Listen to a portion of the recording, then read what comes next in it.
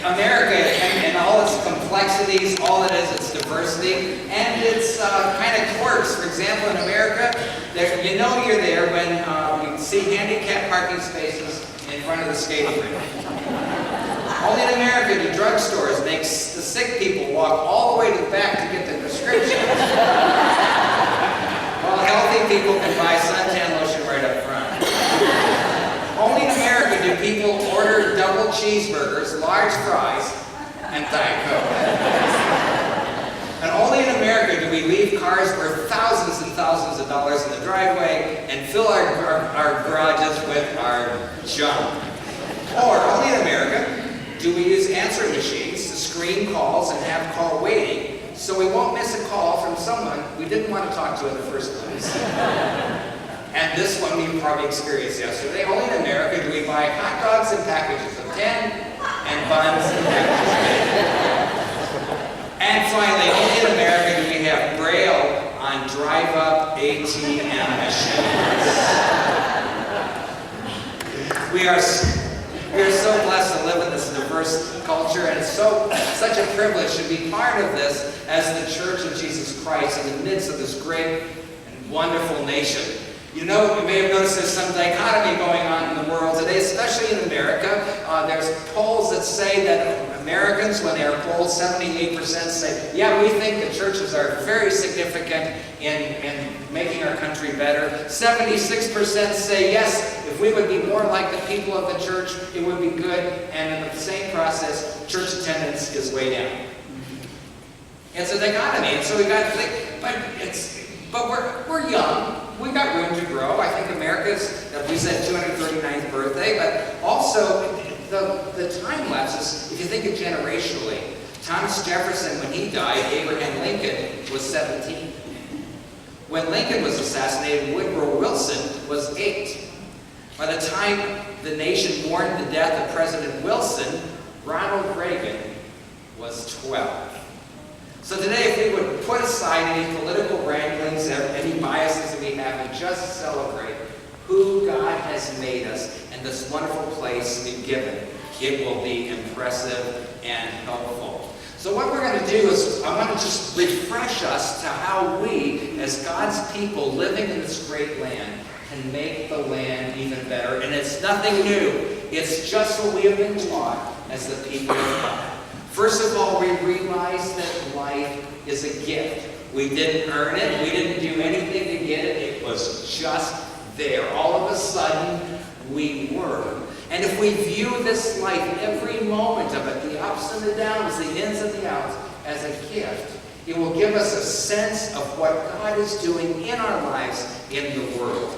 I love what Martin Luther wrote. He was our forefather as Lutheran Christians. And in his explanation to the Creed, this is what he wrote. Can you read it with me?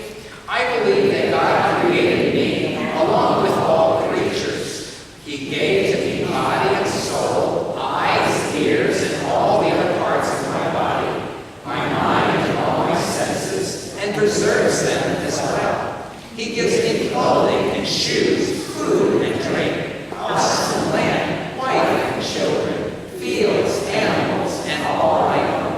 Every day He abundantly provides everything I need to nourish this body and life.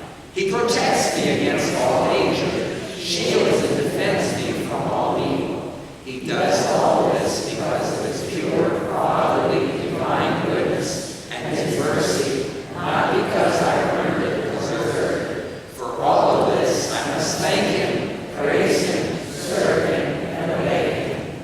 Yes, this is most certainly true. Next, we live by grace. Since life is a gift, eternal life is also a gift. And it is in that context of eternity that we live gracefully. Because we have been fully forgiven and we are given God's gift of freedom and of grace. And that makes us gracious. We are gracious, indebted to the country, indebted to those who gave their lives, indebted to our Lord Jesus Christ, who made salvation possible. Also, as Christians, we take being good citizens seriously. Like Jesus said to the his distractors in the gospel lesson today. He said, okay, it's simple. Give to the emperor the things that are the emperor's, and the things that are God's, that are God's. And we read earlier from the book of Romans that we are to be people who pay our taxes and live responsibly. Next, we are people who go the extra mile. Jesus said, if anyone forces you to go the second mile. And that's how our country was made great. Not people working to the clock. Okay, I said, I'm going to go this far. That's it. But people going the extra distance, putting in extra time, doing extra work. That's what has made us great. We are also loyal, first and foremost, to God. There's a song, Psalm 132. I'd like you to read it with me. I'll read the L's, you read the B's, okay? It really helps to put it into perspective. Happy is the nation whose God is the Lord, the people he has chosen as his heritage. The Lord looks down from heaven. He sees all humankind. From where he sits enthroned, he watches all the inhabitants of the world. He fashions the hearts of them all and observes all their deeds. A king is not saved by his great army. A warrior is not delivered by his great strength. The war horse is vain hope for victory, and by his great might he cannot save. Truly the eye of the Lord is on those who fear him. On those who hope in his steadfast love. Next, we are honest. We are honest. We choose to follow the rules of what God laid out in the Ten Commandments and also what our country lays out for us. In honesty, that depends. It's amazing that we are in such wonderful shape. When you look at the way things work, if people would just all be more honest, the world would be a better place. I read about this guy who had traveled to Chicago. Anybody been to Chicago? He flew in, got a cab, and went to his hotel room, and then decided, well, this would be a great time to call my wifey back at home. And so he goes to take it out of looking for his cell phone and realizes it's not there. Oh, it's got to be here somewhere. So he uses the hotel phone, punches in the numbers, no sound. Oh gosh, where could it be? And he realizes, well, I had it in my coat pocket. I took my coat off in the cab is... And he realized he must have left it in the cab. So he started making phone calls. He called the cab company. He called Verizon. He worked things out, and finally they found the cab that he was in, and he got a hold of the cab driver. And told him the story, and the guy hardly spoke any English. He said, but can you bring my phone back? I need it. And the man in very, very broken English said he really lived too far away. There was no way he could come back, but he would come back in the morning. The guy thinks, yeah, right. Like that's really going to happen. But he was totally surprised the next morning at 8 o'clock when he got a call from the desk down in front that there was somebody here to see him. And he went down, and here's the taxi cab driver with his cell phone. And he said, it is because I am a Christian that I thought I should do the right thing. Here is your phone. Let's get through these. We are also firmly believe that with God, all things are possible. Nothing can hold us down. We're always coming up with new and going to new parts. Also, we rejoice and give thanks to God for living in America. I mean, how many times do I forget and you forget? Gosh, look at the freedom we have got.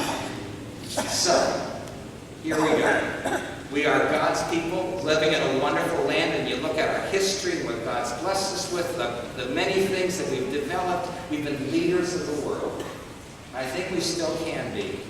And I only hope and pray that through your influence of the world out there, that others will realize, hey, this God thing has got a lot to offer. And maybe it's just cool enough, relevant enough, and important enough to give us a try. So we continue to believe in God we still trust. Amen.